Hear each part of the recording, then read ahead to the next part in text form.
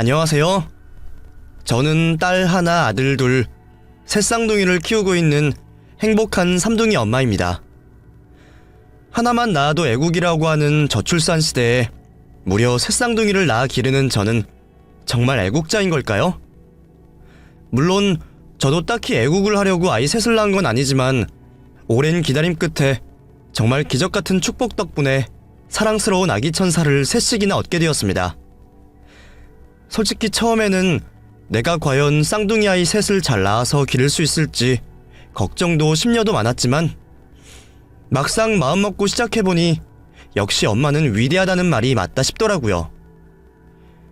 덕분에 열심히 하던 일까지 그만두어야 했고 빛나고 멋졌던 시절은 지나 이제는 아이들 돌보느라 헝클어진 머리며 매일 몸에 파스 냄새가 지워질 날이 없지만 그만큼 힘든 만큼 행복도 3배인 듯합니다. 이런 저도 한때는 내 커리어, 내 인생이 무엇보다 중요하다 싶었을 때가 있었어요.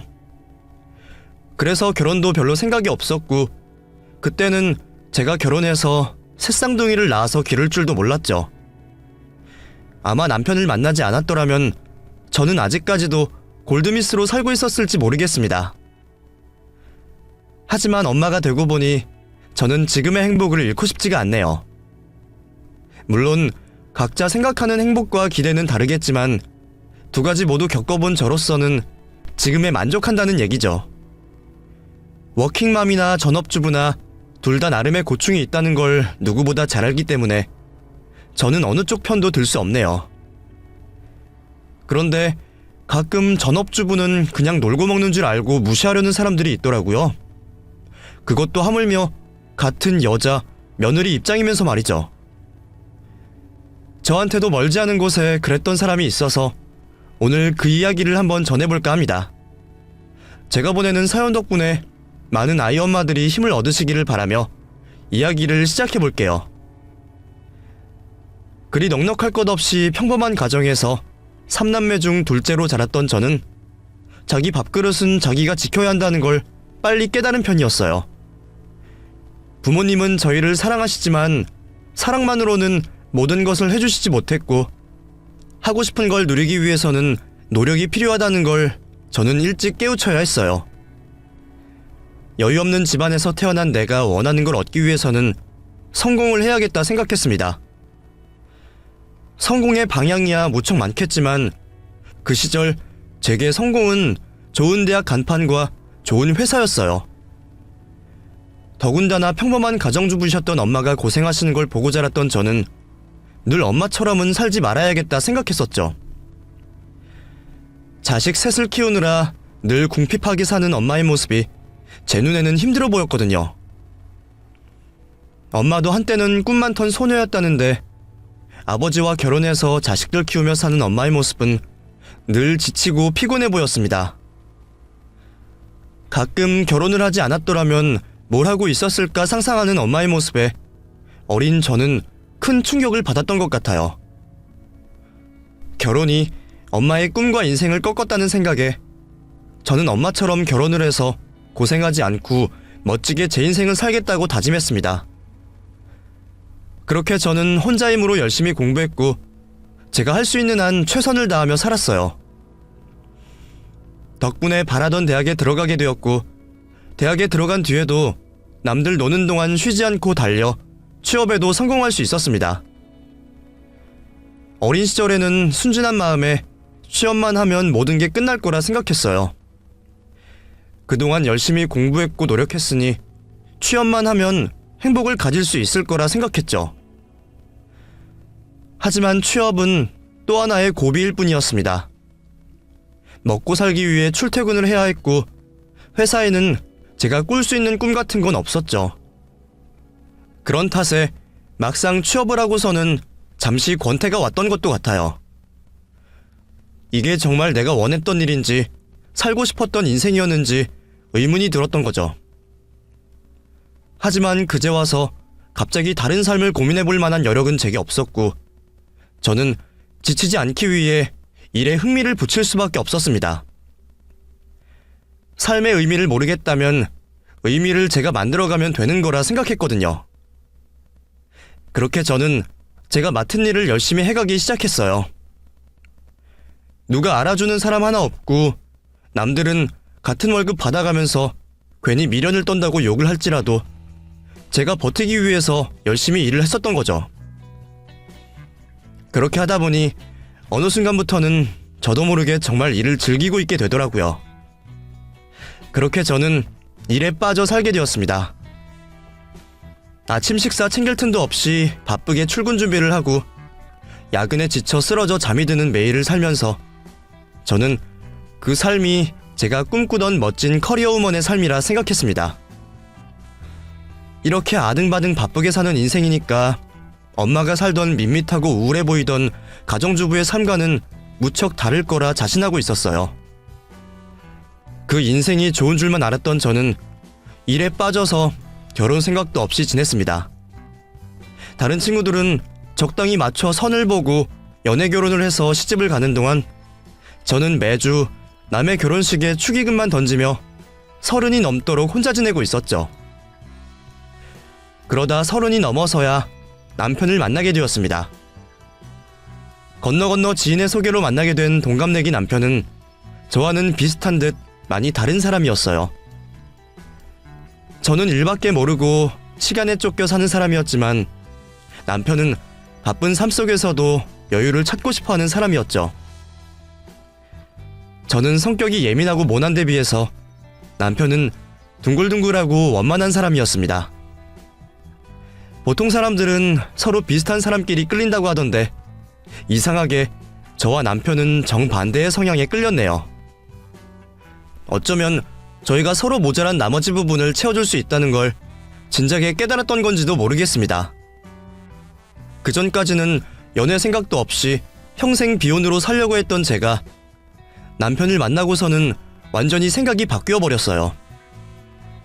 늘 마감과 효율을 신경 쓰느라 손해보기 싫어하고 급급하게 살던 제가 그 사람이랑 있으면 아무 일 하지 않고 가만히 멍 때리는 시간도 좋았고 조금 손해보고 둘러가더라도 같이 발맞춰 가고 싶어지더라고요. 저도 왜 그런지는 모르겠지만 남편을 만나면서 제 세상이 달라진 기분이었어요. 그제서야 처음으로 결혼을 하고 싶다는 생각이 들었던 저는 33세 나이에 지금의 남편과 결혼을 결심하게 되었습니다. 남편은 밑으로 6살 어린 동생이 하나 있는 집안의 장남이었어요. 평생 농사지어 두 아들을 기르신 시부모님은 순박한 시골 분들이시라 남편만큼이나 아량 넓고 따뜻하신 분들이셨고 제가 늦은 나이에 시집 온 것만으로도 별말이 없으신 분들이셨어요.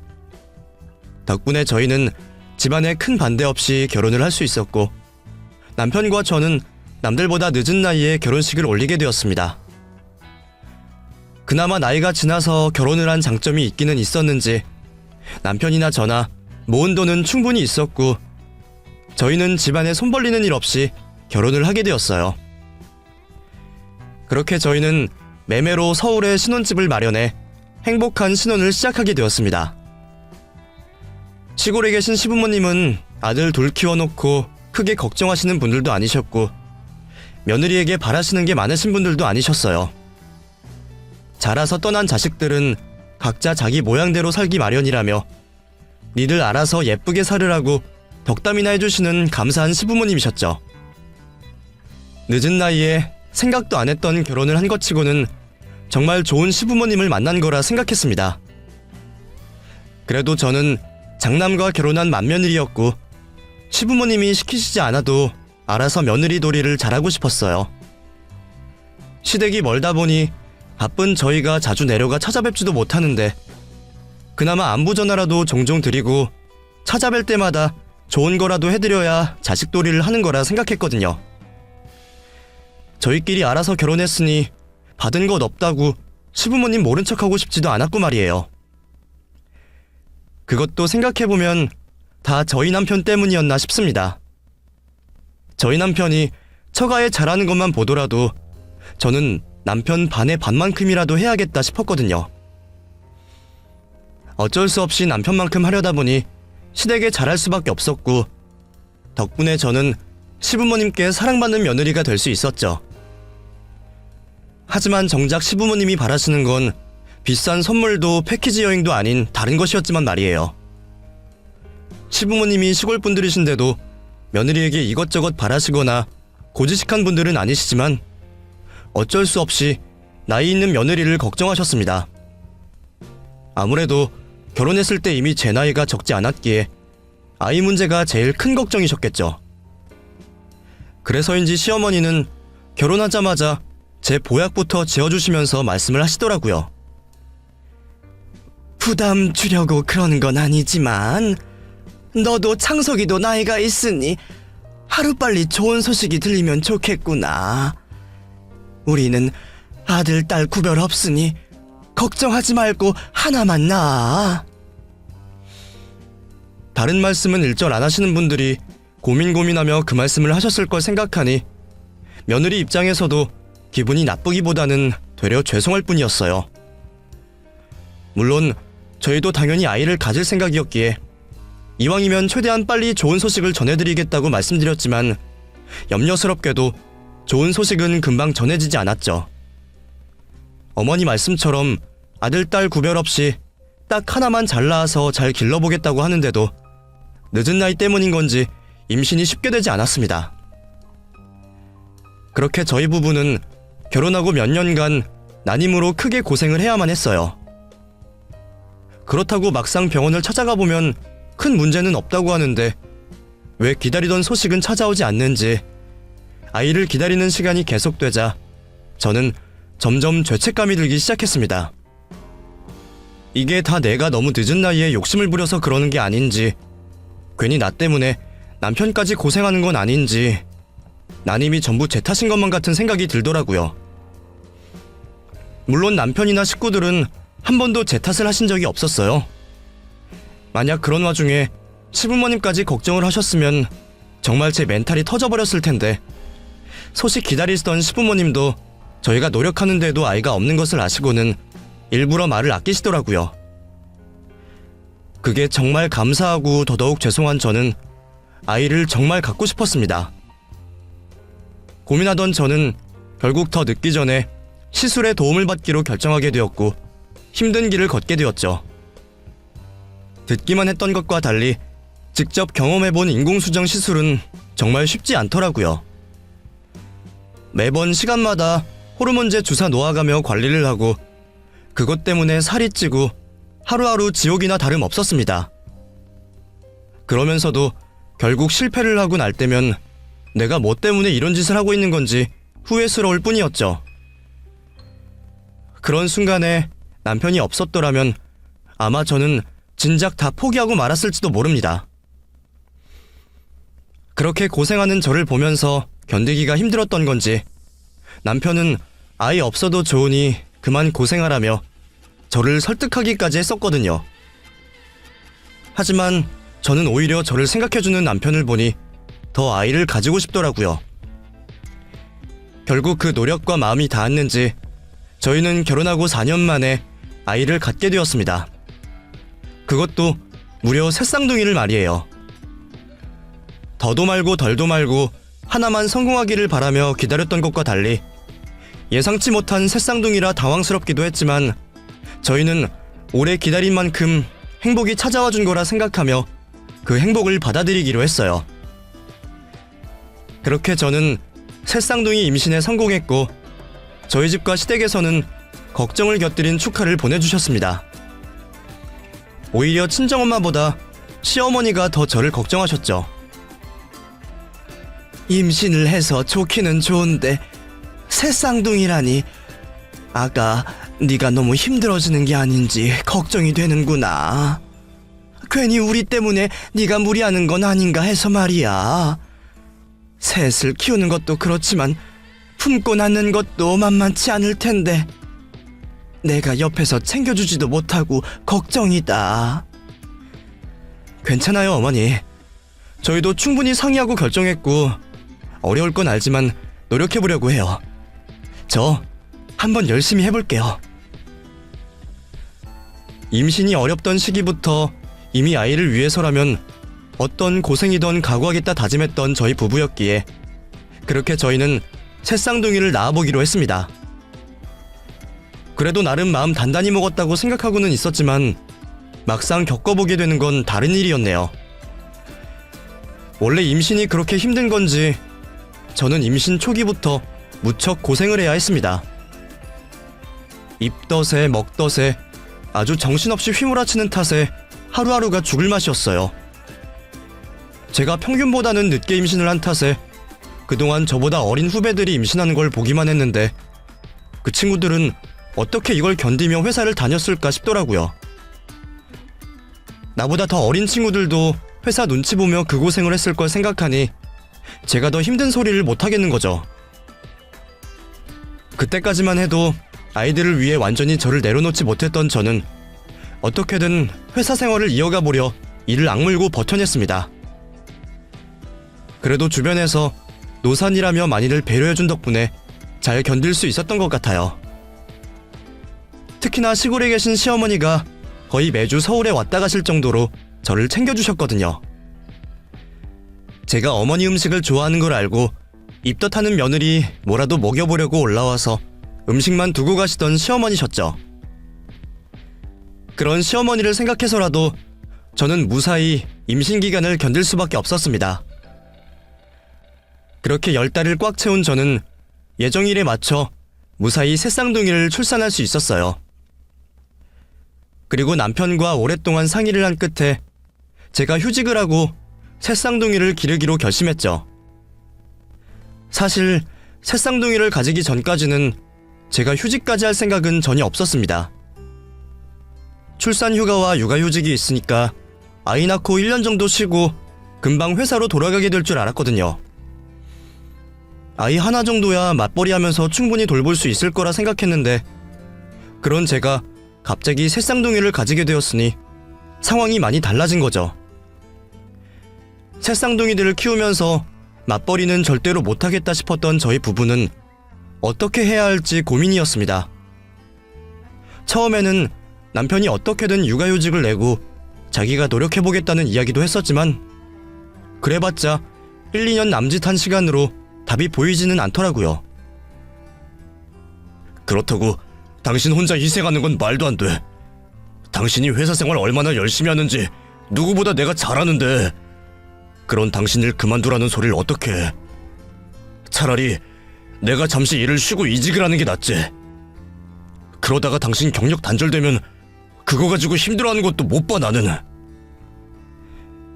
제가 그동안 누구보다 열심히 일했던 걸 잘 알던 남편은 제가 아이들을 낳고 기르면서 경력이 단절될까 걱정을 했습니다. 집에서 살림하는 여자가 되고 싶지 않았던 처녀 시절 제 생각을 잘 알고 있었으니까요. 저도 처음에는 엄마처럼은 살지 않겠다고 생각하며 어떻게든 회사에서 버텨보려 아등바등했었죠. 그래서 만삭이 될 때까지 출근을 포기하지 않았는데 막상 출산을 하고 육아휴직 기간 동안 아이들과 있어 보니 생각이 달라지는 겁니다. 저도 새 쌍둥이를 포기하지 못할 만큼 아이들을 사랑했지만 정작 아이들과 있는 시간이 그렇게 행복할 줄은 몰랐거든요. 그제서야 저는 엄마가 왜 가족을 위해 희생을 하고 그 고생을 하실 수밖에 없었는지 깨닫게 되었습니다. 자식을 위해 자신을 희생하고 자기 삶을 포기한 엄마가 여자로서 불행한 인생이라고 생각했는데 그게 아니었다는 것을 알게 된 거죠. 어쩌면 엄마도 이 행복을 포기하지 못한 거구나 싶었던 저는 고생길이 훤한 그 길을 감수해보기로 했습니다. 그렇게 저는 남편의 걱정과 주위의 만류에도 결국 휴직을 하기로 결정했어요. 회사에서는 몇 년이 돼도 기다려주시겠다고 하셨지만 솔직히 당장 1년 뒤에도 상황이 어떻게 될지는 모르는 일이었습니다. 나중에 제가 복직을 할 수 있을지 그때에도 내 자리가 남아있을지 확신할 수 없었지만 저는 지금 당장의 아이들과 저의 행복을 위해 휴직을 결정했습니다. 그렇게 아이들이 돌이 되어갈 무렵 집안에는 또 다른 좋은 소식이 들리게 되었습니다. 그동안 결혼 생각 없이 혼자 지내던 시동생이 집에 결혼하겠다는 소식을 전해왔거든요. 저희도 늦게 결혼한 편이라 사돈난말할 처지는 아니지만 시동생도 30 넘도록 별말이 없기에 결혼 생각을 접은 줄만 알았어요. 그런데 그랬던 시동생이 언제 연애를 하고 있었는지 저희 부부는 놀랍기만 했죠. 드디어 제게도 동서가 생긴다는 소식에 저는 기뻤습니다. 안 그래도 이제는 저도 아이들 기르느라 시부모님 챙길 여유가 전보다 없어졌는데 며느리가 둘이 되면 시부모님도 걱정이 덜하지 않으실까 싶었거든요. 그리고 무엇보다 시동생이 좋은 사람을 만났다는 게 행복했고요. 그렇게 얼마 뒤 저는 돌이 갓 지난 아이들을 데리고 상견례 자리에 참석하게 되었습니다. 이제 겨우 돌쟁이 아이들을 셋씩이나 데리고 가려니 부담스럽기는 했지만 그렇다고 제가 빠질 수도 없었고 저희 아이들이 아직 얌전한 편이라 괜찮지 않을까 싶었죠. 그런데 제가 새쌍둥이 유모차를 끌고 식당 안으로 들어가는 순간 동서될 사람이 저와 아이들을 경악스러운 표정으로 쳐다보는 겁니다. 마치 저희 새쌍둥이가 징그럽다는 듯이 말이에요. 저와 눈이 마주치자 금방 표정을 지우고 반가운 척을 하기는 했지만 잠시 스친 그 표정을 제가 못 알아챌 리 없었어요. 초면에 그런 반응이 썩 유쾌한 일은 아니었지만 크게 신경 쓰이는 일도 아니었습니다. 저도 아이 낳아 기르는 여자들 이해하지 못하는 처녀 시절이 있었고 저와는 10살이나 더 차이 나는 동서였기에 충분히 이해할 수 있었거든요. 그래도 동서와는 잘 지내보고 싶었던 저였는데 오히려 당황스러운 건 그 후로도 동서의 태도였습니다. 서방님은 저와 남편보다 6살이 어렸고 동서는 서방님보다 5살이 어린 편이라 저와 동서는 띠동갑까지는 아니어도 상당히 나이 차이가 나는 편이었어요. 동서가 서방님이랑 결혼했을 때 20대 끝물이었으니 세대 차이도 상당히 나겠다 싶었죠. 그래서 저는 처음부터 동서가 동생처럼 생각이 들었습니다. 저도 밑에 남동생이 하나 있지만 여동생은 없었던 탓에 저보다 한참 어린 동서를 제 친동생처럼 잘 보살펴주고 싶다 생각했죠. 그렇다고 며느리 하나 더 생겼다고 아랫동서 부려먹거나 괜히 꼰대짓을 할 생각도 없었고요. 그런데 동서는 결혼하고서부터 저와 일부러 거리를 두려는 것처럼 보였습니다. 제가 예민하게 생각하는 건지 모르겠지만 동서가 시댁에서도 저랑 단둘이 있는 자리를 피하려고 하고 자꾸 호칭을 애매하게 하는 걸 느꼈거든요. 10살이나 더 차이가 나면 형님 소리가 그렇게 어렵지도 않을 텐데 무슨 이유인지 저를 형님이라 부르기 싫어하는 티가 났어요. 처음에는 이제 막 시집와서 호칭이 낯설고 불편하겠다 싶어 이해를 해보려고 했지만 그 뒤에도 형님 소리 어려워하는 건 참 여전하더라고요. 이건 어디다 두면 될까요? 저기 어머니가 뭐 좀 들고 오라고 하시던데요? 이런 식으로 저를 여기저기 하며 처음 보는 사람 취급하는 동서였죠. 하지만 그걸 뭐라고 타일러야 할지도 난감하더라고요.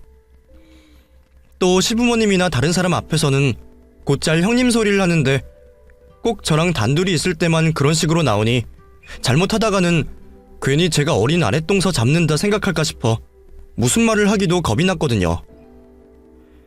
서방님이 저희처럼 결혼도 늦게 한 편이라 시부모님이 동서에게 많이 고마워하셨는데 제가 그런 동서를 나무라기 쉽지 않았습니다. 결국 고민하던 저는 그 일을 별일 아니라 생각하고 넘어가기로 했어요. 제가 원래 그런 거에 크게 연연하는 편도 아니었고 호칭 정도야 뭐 편해지면 알아서 잘하겠지 싶었거든요.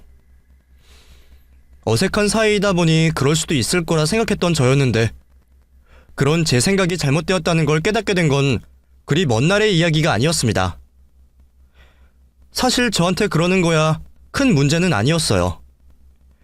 시댁 아니면 따로 만날 일도 없고 그나마 시부모님 앞에서는 살갑게 굴고 무뚝뚝한 저와 달리 애교 있는 동서가 참 좋은 며느리다 싶었는데 시간이 지날수록 그것도 아니다 싶더라고요. 결혼 1년 차쯤 지나니 동서도 긴장이 풀렸는지 은근히 시댁을 무시하고 깔보는 게 느껴졌습니다. 명절이나 시부모님 생신이 있어서 한 번씩 시댁에 모일 때면 만나는 약속을 잡을 때부터 통화하는 목소리에 불만이 느껴지는 거였죠.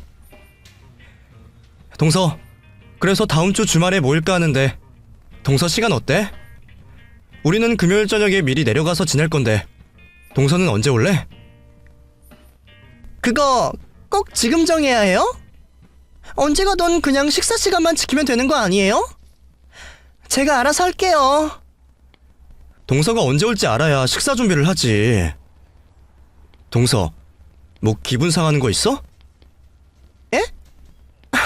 아니요. 그냥 좀 피곤해서요. 그날 저는 통화를 끝낸 후 수화기 너머로 혼자 내뱉는 동서의 속마음을 들었습니다. 아주 대단한 맏며느리 납셨어. 뭐 미리 가서 자겠다고? 아주 나랑 비교해서 예쁨 받으려고 난리네. 생신이고 뭐고 시골 노인네들 뭘 일일이 다 챙기는지 참나. 피곤한데 짜증나 죽겠어 진짜. 제가 아직 통화를 안 끊었다는 걸 모르는 동서의 외마디 망언을 들으며 어이가 없었지만 그걸 굳이 나무라지는 않았습니다. 아직 한창 신혼인데다가 직장 생활하면 피곤하기도 할 테니 얼마 안 되는 주말 시간 할애해서 멀리 있는 시골 왔다 갔다 하기 싫을 수도 있다 싶었죠. 뒤에서는 나라님 욕도 하는데 시댁 욕은 못할 것도 없다 싶어서 그냥 두었지만 그것도 그때까지는 동서가 시부모님 앞에서는 잘하는 척이라도 했기 때문이었어요. 제 앞에서는 귀찮다는 듯 툴툴거리면서도 막상 내려와서는 시부모님 안마해드리고 애교 부리고 며느리 노릇을 잘하는 걸 보고 참았던 거죠. 근데 얼마 지나니까 그마저도 안 하더라고요. 앞뒤가 다른 가식도 오래오래 끝까지 해내면 능력인 건데 동서 말처럼 못 모르는 시골 노인네들한테는 그런 노력도 필요 없다는 건지 어느 순간부터 무심한 동서의 모습을 자꾸 보게 되었습니다. 1년에 몇 번이나 보지도 않으면서 시댁 내려와서는 만사 귀찮다는 것처럼 심드렁하게 앉아있고 서방님이 운전하는 차 타고 내려오는 내내 자기는 멀미했다며 짜증해 심지어 서울 출신 며느리들 앞에서 항상 시골집 부끄러워하시는 시부모님 앞에서 시골 소똥 냄새 난다고 투정 부리는 걸 보니 동서가 어른이 맞나 싶더라고요. 아무리 어려도 할 말 못할 말은 가릴 줄 알고 철없는 소리도 적당히 해야 할 텐데 초등학생도 안 할 행동을 생각 없이 하는 동서의 모습에 저는 할 말을 잃었습니다. 자기가 그런다고 순진한 서방님이나 시부모님이 자기를 나무라지 않을 걸 알았던 거죠. 그게 얼마나 얌체 같고 얄밉던지 저는 그런 동서를 언젠가 제대로 타이르려고 벼르고 있었어요. 그동안은 나도 같은 며느리 입장에서 웬만하면 잔소리 같은 건 안 해야지 했었는데 시부모님이 아무 소리 안 하고 서울 며느리 어려워하는 걸 알고 시댁 무서운 줄도 모르는 동서가 잘못됐다 싶었거든요. 심지어 시어머니 앞에서 시어머니 말씀에 대놓고 콧방귀를 뀌는 걸 보고 시어머니보다 제가 더 화가 났으니까요. 그런 철없는 동서 모습에 점점 감정을 쌓고 있던 제가 기어이 폭발하는 날이 오고 말았습니다. 그건 동서가 결혼한 지 불과 2년 만의 일이었어요. 동서가 결혼하고 첫 해 명절은 시부모님이 많이 배려해 주셨어요.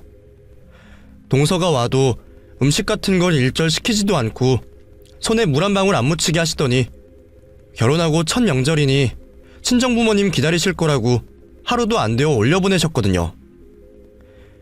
저는 왔던 길이 아쉬워서라도 하루는 있다가 갈 줄 알았더니 동서는 먼저 가보라는 시부모님 말씀에 대꾸도 없이 홀랑 올라가 버리더라고요. 저한테도 늘 친정가라며 떠미시는 시부모님이시라 그런 걸로 서운한 말씀 안 하시는 분들이란 건 알지만 그래도 오랜만에 보는 자식 며느리 금방 보내려면 얼마나 아쉬우시겠어요. 그래서 다음 명절 때는 그래도 좀 이따 가려나 했더니 다음 명절에는 연휴에 맞춰서 놀러 갈 거라며 시댁에 통보를 했더랍니다. 아가, 둘째네가 이번에 여행 간다고 못 온다 그러더라. 그러니까 혹시 니들도 볼 일 있으면 볼 일 봐라. 괜히 너 혼자 내려올 거 없어. 동서 여행 가니까 못 온다고 저더러도 놀러 가려면 가라고 하시는 시어머니 전화에 저는 동서가 기가 막혔죠. 뻔히 시댁 제사 있는 줄 알면서 1년에 2번이는 명절에 상의도 없이 자기 마음대로 여행을 가겠다고 통보를 했다니 말이에요. 그때도 제가 어머니 대신 동서한테 얘기를 할까 했었어요. 그런데 어머니가 저랑 동서 사이 멀어질까 싶으신지 한사코 말리시더라고요. 가만히 있으면 이렇게 좋은 시어머니를 왜 속을 썩이는 건지 그때도 어머니 때문에 참았지만 동서가 정말 마음에 들지 않았습니다. 그리고 결혼 2년차 그의 명절은 별다른 핑계도 없기에 당연히 올 거라 생각했어요. 그 전에 여행 갔다는 소리에 남편이 서방님에게 좋게 말을 하기는 했던 모양이더라고요. 서방님은 원래 형 말 잘 듣는 동생이라 그런 말을 했다고 큰 문제는 없었죠. 그런데 동서는 그게 뭐가 기분이 상했던 건지 아예 서방님만 내려보내고 자기는 안 왔더라고요. 싸우고 내려오기라도 한 건지 잔뜩 풀죽은 표정으로 난감해하며 혼자 온 서방님의 모습에 온 식구들이 경악을 했습니다. 시부모님도 그제서야 한숨을 푹 쉬시더라고요. 시부모님도 동서가 시댁을 무시해서 그런다는 걸 아시는 거죠. 사실 대기업에 다니던 동서는 커리어우먼처럼 자기 관리 잘하고 대기업 다니는 자신을 무척이나 자랑스러워하고 그런 자신의 인생을 사랑하는 듯 했어요. 그래서 시골에서 농사짓는 시부모님을 무시하고 집에서 아이들 키우는 저를 무시했던 걸 잘 알고 있었거든요. 그래도 참았던 저였는데 시부모님 속상하신 모습에 뚜껑이 열린 저는 동서에게 전화를 할 수밖에 없었습니다. 동서, 이게 지금 뭐 하자는 거야? 우리가 1년에 몇 번이나 본다고 명절에 안 오는 게 어디 있어? 그것도 시부모님한테 전화도 없이. 이건 경우가 아니지 않아? 그렇다고 형님이 뭐라고 하실 것도 아니잖아요. 어머님, 아버님도 가만히 계시는데 왜 형님이 나서고 그래요? 뭐? 그럼 내가 윗사람인데 동서한테 이런 말도 못한다는 거야? 시부모님이 성격이 좋으셔서 말씀 못하시는 걸 내가 대신하는 건데 그것도 못마땅해? 그럼 어디 지금 아버님더러 직접 전화해서 혼내라고 말씀드릴까? 뭐 하시는 거예요 지금? 제가 어리다고 무시하는 거야 뭐예요? 어디서 못된 형님 노릇을 하고 있어요? 짜증나니까 전화하지 마세요. 하지만 동서는 호락호락하지 않았죠. 저더러 못된 형님 노릇한다며 발악하던 동서는 제 전화를 무시하듯 끊어버리기까지 했으니까요. 결국 그 일로 저도 마음이 상했고 그 후로 저는 동서와 거리를 두며 지내려고 했습니다. 하지만 동서는 윗사람한테 성질 부리고도 분이 안 풀리는 건지 제게 대놓고 시비를 걸어오기 시작했죠. 처음에는 나이가 많아서 늙어 보이네, 애들이 시끄럽네처럼 괜히 트집 같은 시비였는데 그러던 동서가 어느 날은 아주 제대로 저와 싸워보려 작정을 한 건지 가만히 있던 제게 이런 소리를 하는 겁니다. 근데 형님은 언제까지 집에서 쉬실 거예요? 일 안 하세요? 글쎄, 욕심 같아서는 애들 초등학교 들어갈 때까지는 같이 있어주고 싶은데 그건 또 너무 욕심이겠지? 나도 아직은 잘 모르겠어. 1년만 하다가 벌써 3년째가 됐네. 너는 거 안 지겨우세요? 놀다니. 나도 집에서 바빠. 애 새 키우는 게 뭐 쉬운 줄 알아? 에이, 솔직히 애들은 핑계 아니에요? 갓난쟁이 때나 저 딸려고 엄마 찾겠지만 지금은 어린이집 보내면 애들끼리 잘 클 것 같은데 원래 그런 거 다 여자들 핑계잖아요. 그래놓고 남편 등에 빨대 꼽고 형님은 집에서 애 키우고 놀면 안 쪽팔려요? 내가 혼자 새쌍둥이 돌보는 게 장난인 줄 아는지 동서가 저더러 그런 막말을 하더라고요. 그전에도 은근히 제 속을 긁고 사람들 무시하고 다니던 동서를 알기에 철이 없어서 그렇겠지, 뭘 몰라서 그렇겠지 하고 생각했는데 생각이야 자기 좋을 대로 할 수 있다고 해도 설마 제 앞에서 그런 소리를 대놓고 할 줄은 몰랐습니다. 저도 저희 엄마처럼 안 살겠다 다짐했었지만 그게 엄마를 무시해서 그런 건 아니었거든요. 엄마가 얼마나 고생하고 힘들게 사셨는지 누구보다 잘 아니까 그게 싫어서 그랬던 거죠. 근데 감히 애 셋 키우는 나를 무시하는 동서를 보려니 저도 더는 못 참겠더라고요. 동서, 지금 무슨 소리를 하는 거야? 동서가 아직 어려서 뭘 모른다 싶어 이해하려고 했는데 방금 건 도를 넘는 거 아니야? 뭐가요? 제가 뭐 못할 말 했어요? 솔직히 맞는 말이잖아요. 애 핑계로 노는 거 제 입장에서는 좀 한심해 보여서요. 형님도 비싼 돈 들여서 대학 나오고 취업했던 거일 텐데 그 노력이 안 아쉬워요? 나 같으면 대학 등록금 내주신 부모님한테 죄송해서라도 계속 일할 것 같은데. 하긴 회사도 회사 나름이긴 하겠네요. 아무래도 저는 대기업이라 그런지 쉽게 그만둘 생각은 잘 안 들더라고요. 그래서 저는 애 생겨도 계속 회사 다닐 거거든요. 동서 생각이 어떻든 내가 알 필요 없는데 그걸 당사자 앞에 들으라고 내뱉는 건 싸우자는 거야, 뭐 하자는 거야? 나한테 무슨 소리가 듣고 싶어서 그런 소리 하는 거야? 그동안은 어린 동서라고 내가 많이 봐줬는데 내가 계속 좋은 말만 하니 이제 내가 만만해? 아주 작정하고 해보자 이거야? 누가 언제 봐달라 그랬어요? 진짜 웃겨. 같은 며느리 처지에 나이 좀 많다고 유세야 뭐야. 형님이 뭔데 봐주님 아니에요. 봐주지 말던가. 그러면 어쩌시려고요? 자기가 시부모님이야? 꼰대야 뭐야 진짜. 나 참 진짜 웃기지도 않아. 좋게 타이르고 정리하려고 하는데도 여전히 버릇없는 동서의 태도에 저도 정말 진절머리가 났습니다. 그동안은 식구니까 같은 며느리 입장이니까 하며 어떻게든 이해하고 감싸주려고 했던 동서였는데 아무리 철이 없어서 그런다고 하기에는 동서가 선을 넘어갔다 싶더라고요. 동서 말처럼 내가 동서 시부모님도 아니고 동서가 내 친동생도 아닌데 내가 저런 아나무인을 어디까지 참아줘야 할까 싶었죠. 자기는 대기업 다니면서 커리어 우먼으로 사는데 나는 집에서 추레하게 애나 키운다고 무시를 하는 동서를 따끔하게 혼내주고 싶었습니다. 그래서 저는 다음날 곧바로 동서네 회사에 전화를 걸었어요. 그러자 동서가 퇴근하자마자 저를 찾아와 두 손이 발이 되도록 싹싹 빌어야 했죠.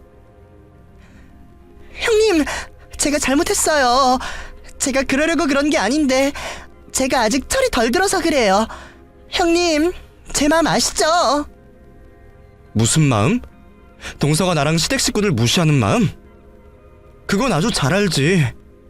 그래, 동서는 멋들어지게 대기업 다니는 인재니까 식구들 무시해도 괜찮겠지. 안 그래? 아니에요. 제가 무슨요. 저 식구들 안 무시해요. 제가 무시당해야 마땅하죠. 형님, 제발 제가 이렇게 용서 빌 테니까 저 좀 한 번만 용서해 주세요. 저 앞으로 진짜 잘할게요. 네? 다들 그렇게 경우 없고 기고만장하던 동서가 갑자기 왜 저러실까 궁금하실 겁니다. 남의 회사에 전화 한 통 했다고 무슨 일이 벌어질까 싶으셨겠죠. 사실 거기엔 그만한 이유가 있었어요.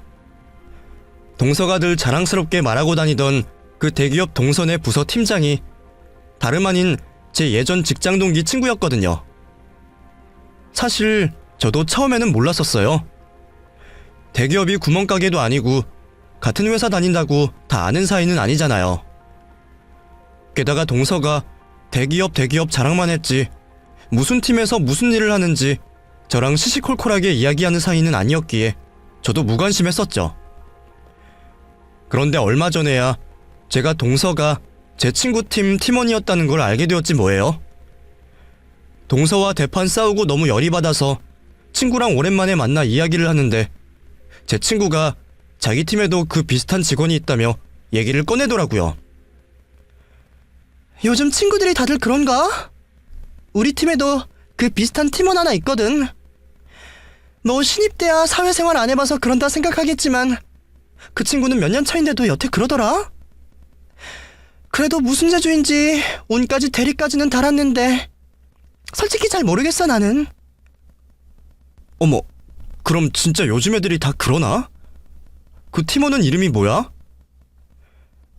그러다가 우연의 일치인지 두 사람 이름이 똑같다는 걸 알게 된 순간 저는 그 팀원이 동서라는 걸 알아차렸습니다.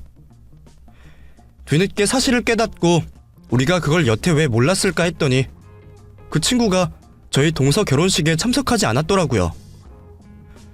친구가 비혼주의라 남의 결혼식에 잘 참석하지 않고 추기만 하기도 하지만 그때 마침 해외 출장이 잡혀 있었다더라고요. 그리고 친구가 2년 전에 팀장으로 승진해서 동서를 만났기 때문에 그 전에도 동서를 알고는 있었지만 같은 팀원이 된 건 얼마 되지 않았고요. 그런데 어떻게 이런 우연이 있나 싶은 거죠. 세상에, 진짜 세상 좁다. 그 지수씨가 너네 동서일 줄이야. 어머머, 그럼 진짜 그 싸가지가 어디 안 가는구나? 어째 이제라도 내가 좀 혼내줄까?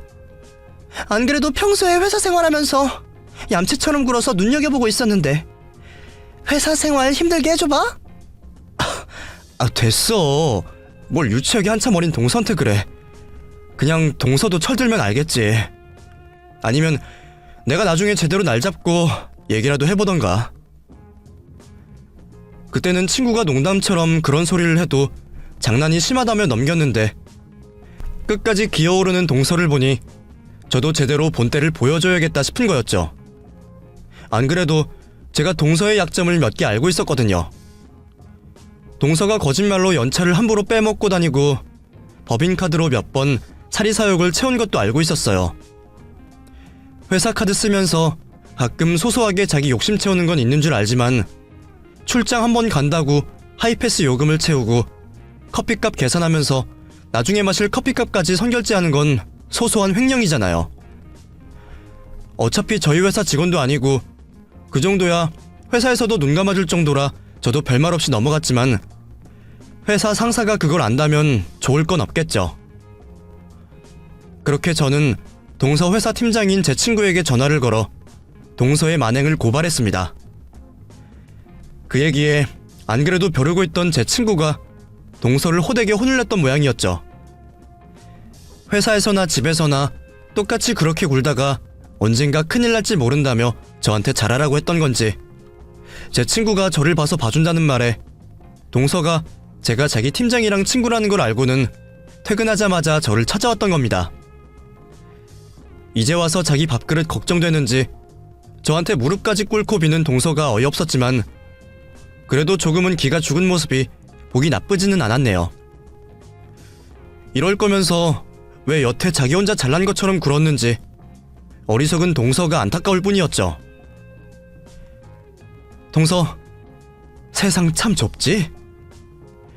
어때? 이제는 세상을 좀 알겠어? 그동안 집에서 놀고 먹는다며 무시하던 내가 동서 밥그릇 주고 흔들 줄은 몰랐겠지.